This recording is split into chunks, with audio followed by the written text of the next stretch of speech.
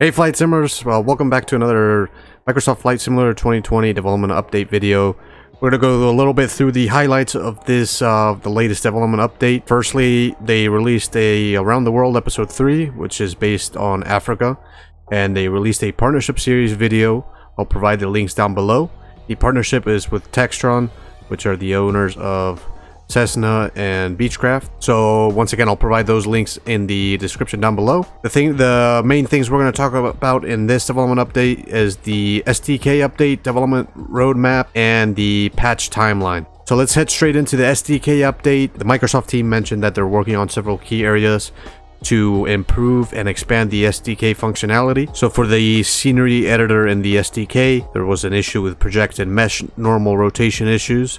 That has now been addressed, and it's now possible to replace single models for scenery objects. As for the aircraft editor in the SDK, there were several stability issues. Those have been fixed, and there's also improvements now for several things that were mentioned by the community, and thanks to their input, they have been improved now. As for the particle effect system, a new node-based particles effect system is in development right now.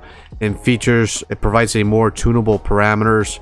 There's also a node graph editor that has some usability improvements and support for generating ribbons, which have also been added. As for the WebAssembly, they've addressed some usability issues. They are mostly concentrating on reducing developer iteration time, improving the debugging experience as well. They've also enhanced the way the file requests for WASM modules work, and they've improved these modules, the caching, and they fixed issues for the module shutdown as well. Heading into a little segment of the third-party developers, they mentioned these in this latest update. They mentioned that they are partnered with Flight Tampa, FS Dream Team, Latin VR, Orbix, Airsoft, etc. Obviously want to partner with more people, but they know that these third-party developers that are joining the marketplace partner program is vital for the ecosystem of this community,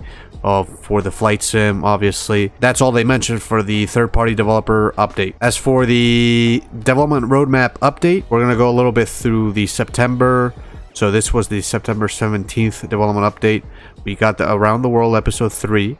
We got the partnership series release with Textron and an SDK and third-party update. Next week, what can we expect? There should be another partnership series release, which is to be announced, who it's going to be with. We should expect also an SDK and third-party update. And lastly, we're expecting an update, whether that's in a patch update or what, or it's a hot fix for the issues the latest update brought. That's still not known. They've mentioned that their timeline for the next patch will be next week. They're supposedly going to give us a patch timeline next week, but in the development roadmap for September 24th development update, they mentioned update. It's a bit confusing for me. I don't understand if they're just going to give us more information as to when we can expect the next patch, or we might get a patch next. Especially, I mean, that would be nice for all the fixes they need to introduce because of the consequences that the latest update brought. And kind of going into a further depth with the latest patch update that we received. Obviously, it wasn't well received for most people in the community. The performance enhancements that we got for many was obviously welcomed. I think it still needs a little bit of improvement, but the patch really brought just a ton more issues. It broke a lot of the airliners. 747, A320, the 787. Some of them have workarounds. The A320neo, the left engine quits when you turn off the APU.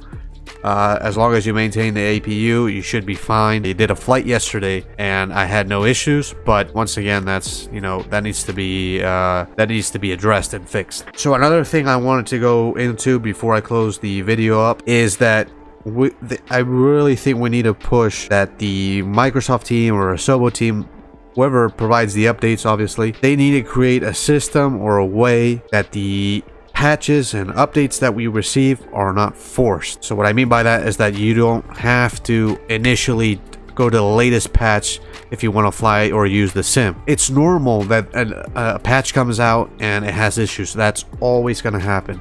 It's almost impossible to have a perfect patch with no issues. But the way to go about it is to provide a fallback. So what I mean by that is that if a new patch comes out, some users can select to update to it or not, because that update is going to have issues, whether they're, you know, it breaks the sim fully or there's just little issues. That's to be known or to be seen. But what needs to be available to the simmers is that if that patch has a lot of issues, you can roll back to the previous patch or the previous build, or not even update until, I don't know, until you can be maybe forced in 2 weeks to have to update. But then that patch should be stable and it won't have as many issues. So I really think we need to push this as a community. I think it's important. I don't know if it's easy for them to implement. For the technical stuff, I don't really know how it works. But I think as a community, we should push for that. I think we should have an option to whether we want to update or not. I think that's essential. With all that said, guys, we're almost at 1,000 subscribers. We're about 909 at the moment that I'm recording this video. So I'm very grateful. I've only started doing videos about 4 months ago, 4.5, almost 5 months. So I'm very grateful for all of you that watch and are subscribed. Hopefully I bring more content that you guys like, and always give me feedback that helps provide videos or topics of videos that you guys enjoy. As always, guys, subscribe if you enjoyed the video, like, comment, and share. And once again, thanks for watching. Stay safe, happy flying, and I'll catch you guys in the next video.